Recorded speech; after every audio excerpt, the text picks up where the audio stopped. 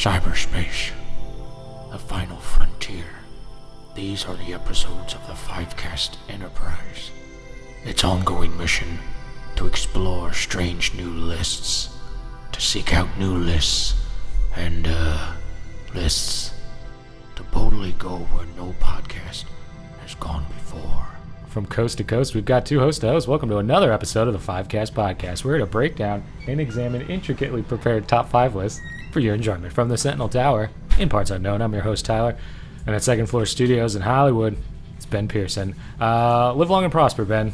Live long and prosper to you, man. How's it going? I'm beyond excited to do this week's episode because of a little movie that I guess a few people are talking about. I don't know if you've reviewed it yet, Ben. Star Trek, Beyond the Balls, Beyond the Planets. Sure, yeah, we'll go with that. So maybe there's other planets in our universe, Ben, that have better Star Trek movies. So top 5 Star Trek planets? Sure, yeah. All right, you got a list that looks like that? You know I do. Straight from the Benbrary. Let's go ahead and get started with your number 5. All right, so I'm going to go with, let's see, I'm going to start it off with what is called Kelamane's Planet, a.k.a. the Weird Planet Displaced in Time. And this is a planet that I would never want to visit myself, but it is one that I think has unique properties and is just sort of a... It's what Dr. Spock would call fascinating, I think. Ooh. So is Spock? I think it's Mr. Spock, Dr. McCoy. Mr. Spock, excuse me. Although for sure Spock has some kind of medical degree. I guarantee you. He at least has some sort of doctorate. He's man, he is a learned man. We'll put it that way. Now just to preface. Yes. It doesn't have to be a planet you want to go to. It can just be one of your favorite planets. Right. There you go. And this one is definitely not a place I ever want to visit. It's let's see, unusual due to its tachyon core. This one generated a subspace particle field that ran between the poles, and basically what it boils down to is it has this crazy gravimetric gradient. Yep. Where on the surface Very of the familiar planet. with that. Sure, yeah, as are we all. On the surface of the planet, time is greatly accelerated compared to that in normal space. So one rotation of the planet occurred 58 times per 1 minute observed from normal space. Okay. So a native humanoid species that lived on the planet observed 1 day every 1.03 seconds. So, all right, a little ridiculous. Yeah, very much so, and that's why it's coming in at my number 5. All right, so if I don't age, that planet is awesome because I could read all of my books and then come back and be like, oh, I'm in time for lunch. But if I age along with the planet, yeah, I'm screwed. Oh yeah, you're dead in less than a minute, probably. Yeah, probably. I mean, not quite, but who knows with the way that gravity works up there? It's got to be pretty nuts. Well, Ben, for my number 5, and let me just preface, again, I love using the word preface. Went out to get coffee today. I went through every single planet that is available on the Wikipedia page of Star Trek planets. Went through all of them. I'm going to call you on that right now because there are a lot. Yeah. Did I read them all? No. Did I browse through them all? Yes. So keep your accusations to yourself, bitch. And a lot of these were like homeworld of the so-and-so species, homeworld of the blah, blah, blah. And I was like, whatever. But I did get to my number 5, the Amerind homeworld, which is otherwise unnamed. They didn't have a name for it. Okay. But visited by the crew in 2269. It was where all of Earth's Native Americans were taken by a race known as the Preservers centuries prior. And so if you've ever wondered why there aren't that many Native Americans left, you may follow the argument that it was because white Europeans came and killed them all with strange diseases. My theory is these Preservers came in, scooped them up, realize that these guys, they got it right. They know how to understand nature and the world around them. Scoop them up, send them to a Class M planet. And you let them live their lives without fear of disease or conquering. Conquistadors, I suppose. And so that's where they live now. And then Kirk and his crew find them one day and, I don't know, realize that it's a damn shame that we lost those Native Americans back on Earth. Could have learned a lot from them. That's a pretty harmonious outlook. I like it. Yeah. So, I mean, they were like environmentalists before it was cool. Yep. Yeah, for so sure. all those people that go green, let's think back to those Native Americans. They got it right. They used all the parts of the buffalo that we as children shot in the Oregon Trail computer game. Yes, throwing it back to the OG environmentalists. The Amerind, I guess it's American Indian as the kind of the word merged together, but the Yes, Amerind. I think I've seen that episode too. It was a pretty good episode. The portmanteau of the words, yes. Indeed. Ben, number 4. Yeah, my number 4 is the Baku, or planet Baku, I guess, yes, of course. that is home to the Baku people. And that's all you need to say. My number 4. Just kidding. Well, basically, there's not much more than that. The planet has rings around it that apparently grants its residents immediate immortality. So, like, I guess once you come in to the planet, you are, or within those rings, you are immortal. Okay. So that's what you're talking about. This is more where I was along the lines of sort of what you were talking about in my last pick, where this is the planet you go to when you're really looking to, finish up that binge watch of The Wire that you get to, or read all those books that you want to. You're just all of a sudden immortal. So there you go. I think I'll get to Better Call Saul eventually. I just got to get to Baku. Right. Once you get kicked out, though, I think like a subclass of citizen did in the Star Trek lore, you lose your immortality. So that's tough. I wonder if that so to me, and again, I'm far from an expert here, I feel like that means you can just go there, achieve immortality for insert time period here as long as you want, and then leave and then be fine, maybe. I don't know. So that's the way I'm choosing to look at it. So that's why Baku brings it in number 4. They Sir Richard those bitches. Well, I don't get that. The inscription on Sir Richard's shield from Last Crusade. When you leave, when you pass the seal, you no longer have immortality. Yes, that was a deep dive. That is a multi-layered reference there. It's not only like Sir Richard from freaking real history. It's Indiana Jones' spin on that character. Which I don't even think that was the knight that was immortal. Sir Richard was dead under Venice. And it was some other knight that was the one that was waving. Yeah, the ghost knight that's like, I guess I'll stay here. Yeah. Anyway, side note, one of these planets, I don't know if you saw this as well, Alderaan. Alderaan was another planet that is in the Star Trek universe, but also in the Star Wars universe. Is that the one similarity? Interesting crossover. Yeah, I mean, you were mentioning how in our ET episode of the Not Just New Movies podcast, you were mentioning how there's like some crossover between ET and Star Wars, and I think R2-D2 flashes by the Enterprise bridge at one point in the 2009 Star Trek. So there's all sorts of like inter-franchising crossover. There's little blink and you miss it moments. Actually, one goes back to Indiana Jones as well, where I think you can see R2-D2 and maybe C-3PO in some like hieroglyphics or something that Indy passes at one point. Okay. Well, if the universe is indeed infinite, then there's room for everybody. Yes. That's my philosophy, at least. Man, it seems like space is trying to get to us, a thundering roar outside. So, listeners, if you got those earphones on, there's thunder outside. And we're bringing it here on the Five Guys. My number 4, Ben, is the Gorn homeworld. You may know the Gorn as that famous episode where Kirk wrestles a man in a lizard suit. That's a Gorn, I believe. Yes. And it's the homeworld of the reptilian humanoid species, the Gorns. Its probable location is the center of the Gorn hegemony. Sources have not officially recognized this as canon. But Gorn's homeworld may be located in the Tau Lacerte 9 system. So for all of you keeping count of the useless information that you've learned at the Fivecast, you just notched like your 1,000th notch. Yes. So read Wikipedia every once in a while. You'll never have trouble sleeping. I guarantee it. But yeah, the Gorn homeworld, I'd love to just travel there and just see if I can like that's the standard. Like if Kirk can beat the Gorn and I can beat multiple Gorns, then I've beaten like the Captain Kirk exercising program. Right.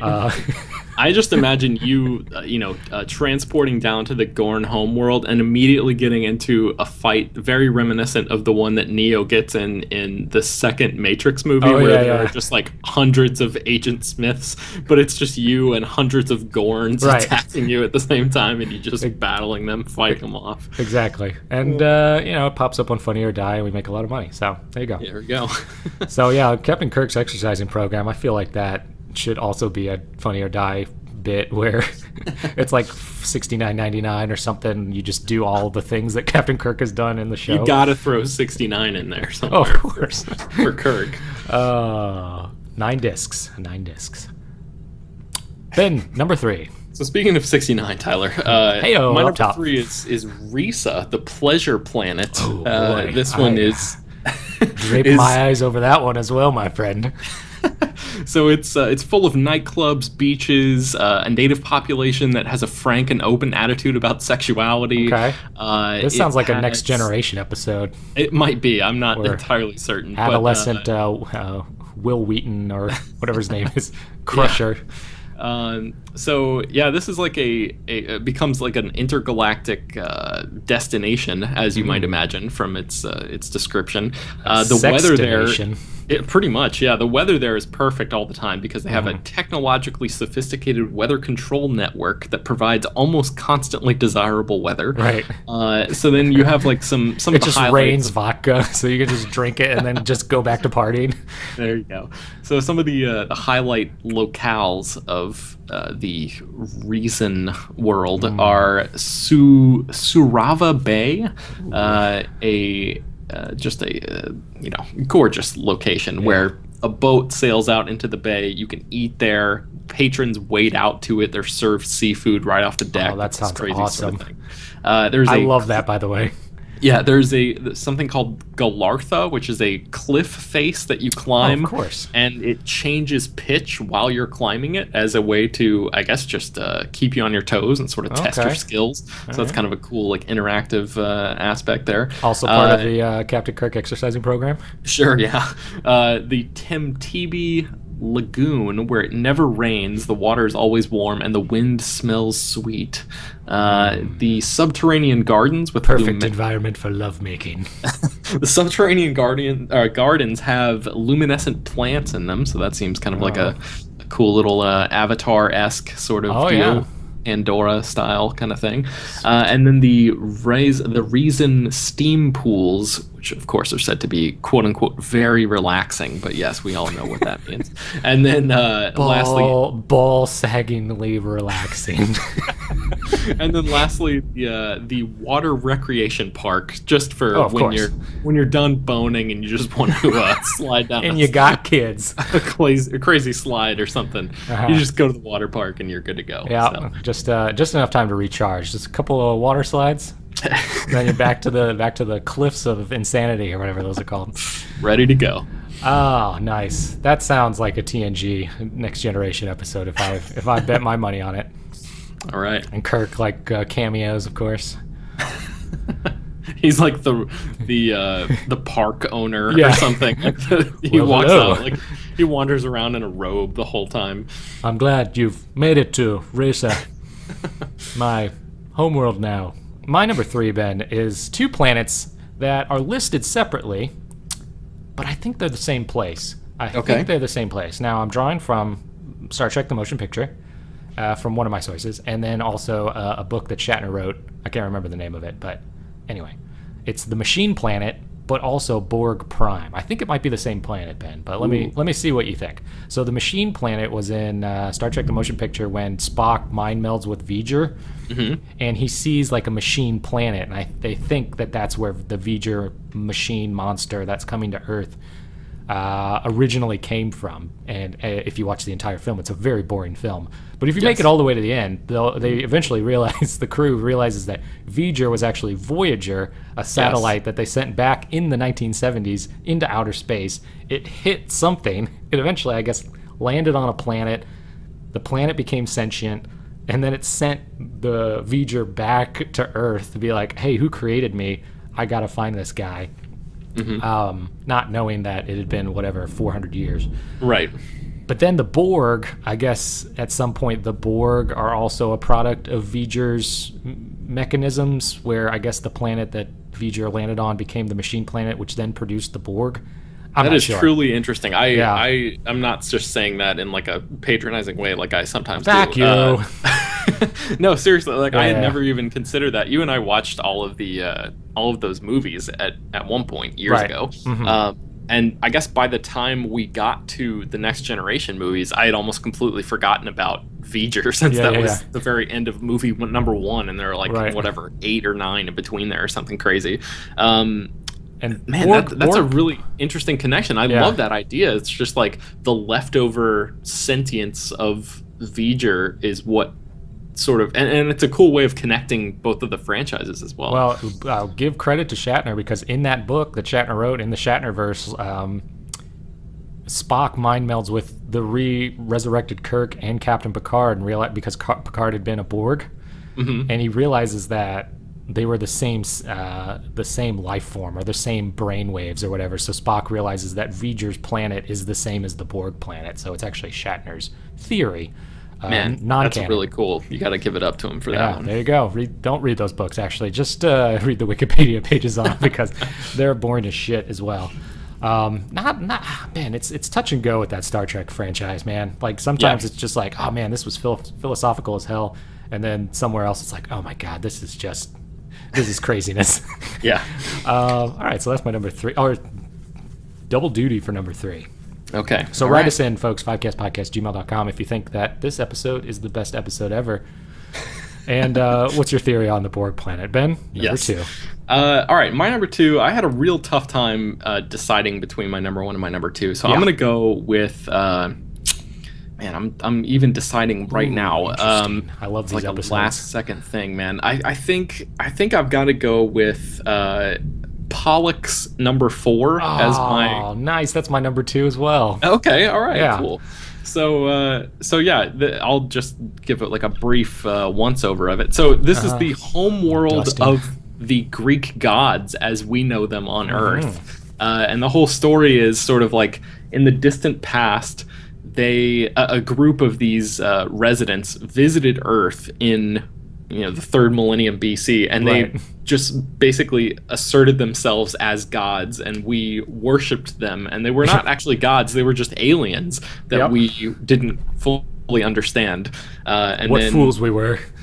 Yeah, and then they rolled out at like whatever 2700 BC to go back. And peace out, fuckers. Humans lost interest in worshiping them, apparently. And then I like this little follow up. This is from Memory Alpha, the Star Trek wiki. Oh, of course. It says, absent worshippers, many of the Greek gods decided to end their own existence. Wow. So like they really must have gotten a pretty big head in the 300 years that they were there, or however much time that they were actually there. And much like in Hollywood, Ben, life's not worth living unless there's an audience to perform for.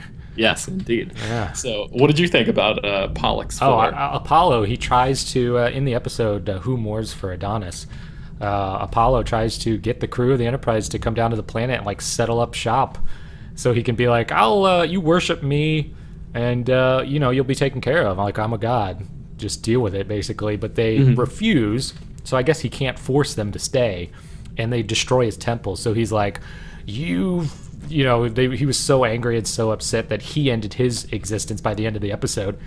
And Kirk said something like, let me do my Kirk impression here. We learned so much from them that why didn't we just listen? So that's terrible.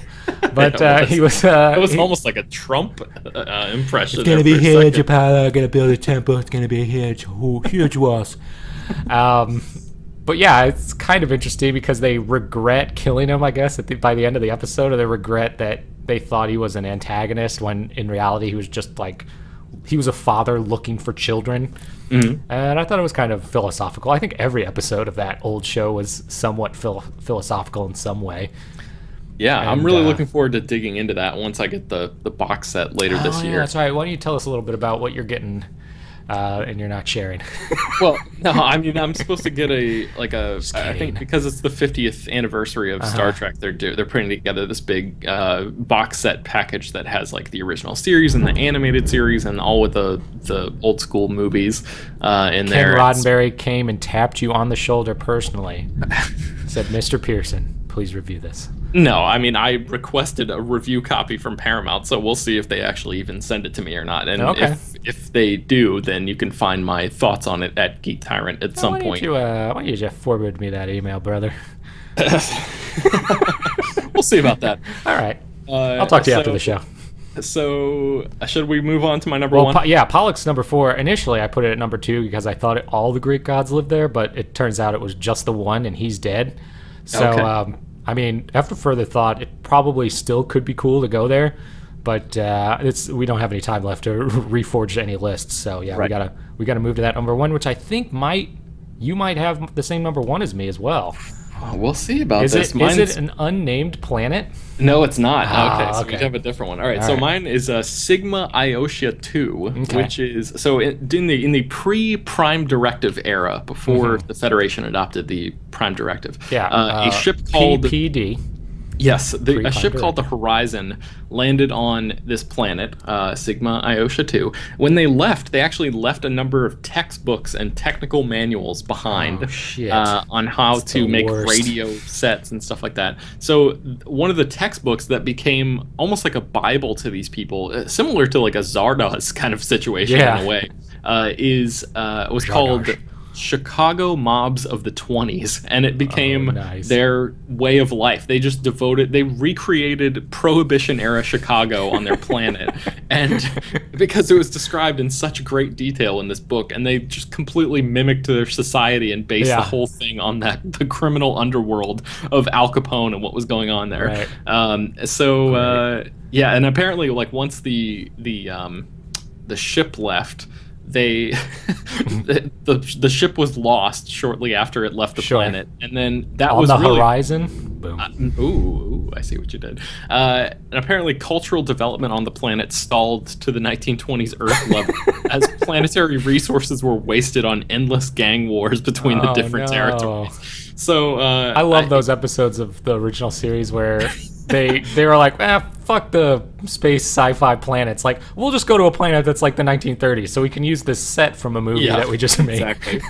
Yeah, they're like, what do we have? What's filming? There's some sort of. We're on the Paramount lot, right? There's a gangster movie filming here. What? There's an open spot where I can go on Saturday and get a couple hours in. Yeah, let's just go ahead and write a whole episode. Oh around wait, that. I just went on the Universal Studios tour. They got an Old West road. Let's just go film a few scenes there for the Old West planet.